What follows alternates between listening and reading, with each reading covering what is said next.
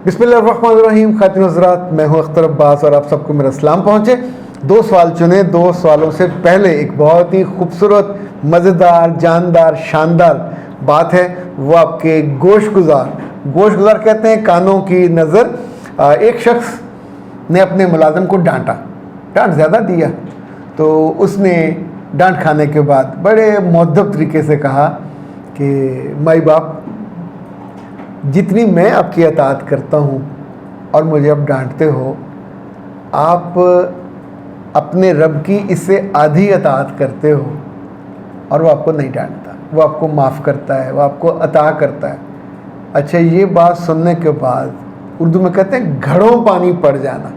बाज़ दफ़ा आपसे छोटा दर्जे में, मुकाम में, मर्तबे में कोई ऐसी बड़ी बात कह जाता है कि जो आपके हिक पे जाके लगती है और दिल में जाके जागुज़ी होती है, रुकती है।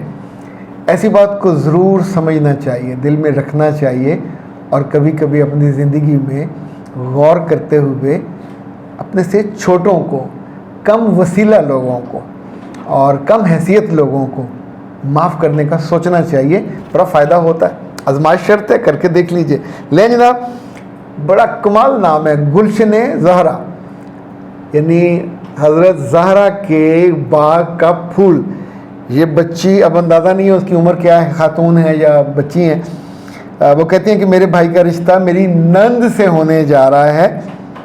अंदाज़ा हुआ कि समझदार खातून है। बहुत पहले बड़े मीठे थे, फिर प्रेशर देने लगे, अब मुझको डर लगने लगा है। रिश्ता मेरी वजह से हो रहा है, किससे मशवरा करूं? दिल डरता है रिश्ता जारी रहे या तोड़वा दूं। गुलशन ज़हरा, मेरे बच्चे, अल्लाह का शुक्र अदा करें कि आपके दिल में ये ख्याल आया। वक्त पे ख्याल आ जाए तो फ़ायदा हो जाता है, वरना लड़ाई के बाद याद आए थप्पड़ के मैं मार सकता था या मार सकती थी, तो सियाने कहते हैं वो फिर अपने मुंह पे मारना पड़ता है। इसी तौर पे अगर कोई ख्याल वक्त के बाद आए तो उसका बहुत नुकसान होता है और आप उसका उपाय कोई नहीं कर सकते। एक जुमला याद रखिएगा, ये किसी और का नहीं है, खाकसार ने खुद ही बनाया, घड़ा है, उतरा है। जुआ और वटा सट्टा किसी का ना हुआ। दोनों सूरतों में जब जहां रास्ता मिले, जहां बहाना मिले, इस रिश्ते से निकल जाइए। आपका घर, आपकी मोहब्बत, आपका ताल्लुक बच जाएगा। वरना 3 बड़े नुकसान जो मैंने होते देखे हैं, आपका ताल्लुकात बिल्कुल नाहमवार हो जाएंगे। आप हर लम्हे एक अनसीन थ्रेट के नीचे जियोगे और आपका सगा भाई आपका भाई नहीं रहेगा। यानी हमने इतने लड़कों को अपनी बीवियों की वजह से, ये बहुत तेज़ हैं जो वटा सटा पूरी दुनिया के लड़के छोड़ के आपके घर क्यों कर रहे हैं। या तो आप सिंपल हैं या आपके घर वाले सौखे, आसूदा और धीमे मिजाज के हैं। तब ये औरतें ये बड़ी चालाक होती हैं। ऐसे रिश्तों में कई चीज़ें देखती हैं ना, तो आपके घर में उन्हें सारी चीज़ें नज़र आ रही हैं कि इनकी बेटी जाके राज करेगी, आपके घर पे आसूदगी होगी। बेटा यानी जो दामाद बनने वाला आपका भाई है, वो मिजाज का शाइस्ता होगा, धीमा होगा, सीधा होगा। तो ऐसे में इनके लिए तो ऐसा पका पकाया फल है, ना बीज डालना पड़ा, ना ख्याल करना पड़ा, ना मेहनत करनी पड़ी। तो ये जो भयानक खदशा और ख़तरा रहता है ना अपने घर टूटने का, ये कब होता है? जब आपका रिश्तों पे, लोगों पे एतमाद कम होता जाता है, एतबार कम होता जाता है। ये वाले जो इस तरह के जितने मैंने लोग देखे हैं, ये तोता चश्म होते हैं, तोते की तरह आँखें बदलते हैं।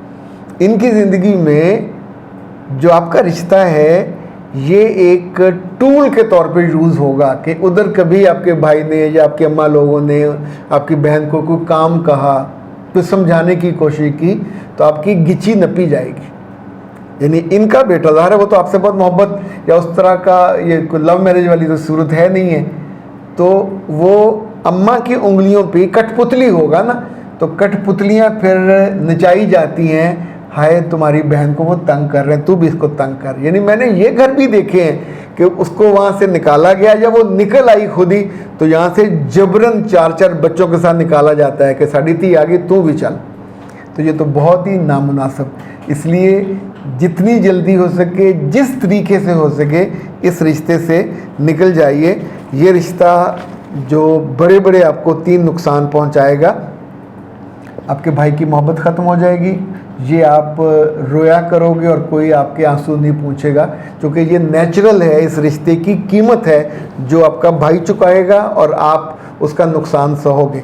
दूसरी बात यह है कि अपनी बेटी को बचाने के लिए वो हमेशा इस रिश्तों को थ्रेट के तौर पे इस्तेमाल करेंगे। और तीसरी जो बड़ी बात है, मैं इसलिए आपको ये समझा रहा हूँ, तीसरी बड़ी बात ये है कि नंद और भाभी का रिश्ता वैसे ही बुरा होता है, करेला कड़वा होता है। ये तो फिर नीम चढ़ा होगा कि आपको ब्लैकमेल करने, आपको दबाने।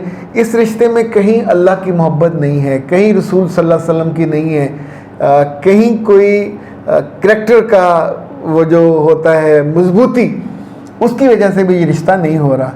ये रिश्ता समाज के फ़ायदों के लिए किया जा रहा है ताकि उनकी लड़की महफूज रहे, वो महफूज रहेगी, आप भुगतोगे, बल्कि अगर मुझे आप इजाज़त दें तो आपकी अगली नस्ल भी भुगतेगी। चूँकि ऐसे रिश्तों में आप नफ़रत के साथ जुल्म सह सह के, बदतमीज़ियाँ सह सह के अगले 20 साल गुजारोगे। अगले 20 साल में वो डंडे के ज़ोर पे आपका बेटा ले जाएगी, रिश्ता को कर देगी आपके घर में। आप सोचिए कि आपकी ज़िंदगी किस कदर दुख से भरेगी, तकलीफ़ से भरेगी। ओके जनाब। कोवट सर, अगर बहू जॉब करे और ससुराल वालों के साथ सैलरी तकसीम भी करे और शौहर फिर भी बीवी की कदर ना करे तो क्या करना चाहिए? कुछ नहीं किया जा सकता। इस रिश्ते को आप जारी रखोगे, शौहर की कदर जारी रखोगे। ये कीमत है जो रिश्ते को जारी रखने की नहीं। ये जो जॉब करते हो ये आपकी इंडिपेंडेंस है। ये जो जॉब करते हो आपको भी इसकी कदर नहीं है। जो पैसे वहाँ से आपको मिलते हैं, आपके बैग में, आपके पर्स में, आपकी कमेटी में, आपके खर्चे में, आपके हाथ में होते हैं। किसी को भी आप दे सकते हो। आप मंगतों की तरह अपनी सास से या मियाँ से मांगोगे नहीं। सो इसकी इतनी अहम कीमत है। आपको वो जॉब करने दे रहे हैं, इट्स इनफ। उसके बदले में आप 1/3 पे उनको दे देते हो। दिल पे बोझ नहीं लाना, कभी कहना भी नहीं है, जिताना भी नहीं है, खुश दिली से। और जो इसकी तीसरी चीज़ है, आप जब तक जॉब करते रहोगे खूबसूरत रहोगे, फ्रेश रहोगे, तरोताज़ा रहोगे, अपना ख्याल रखोगे, अपनी पर्सनैलिटी का ख्याल रखोगे, तो ये क्या इतनी शानदार फ़ायदे और चीज़ है। इसके लिए तो बंदा बड़ी कुर्बानी भी दे देता है। तो बुरा रवैया जाए भाड़ में, जियो खुश दिली से, अपने रब के साथ जुड़ के, उसकी नेमतों को महसूस करके और उसकी इबादत में दिल लगा के। अख्तर अब्बास को दीजिए इजाज़त। अस्सलाम वालेकुम।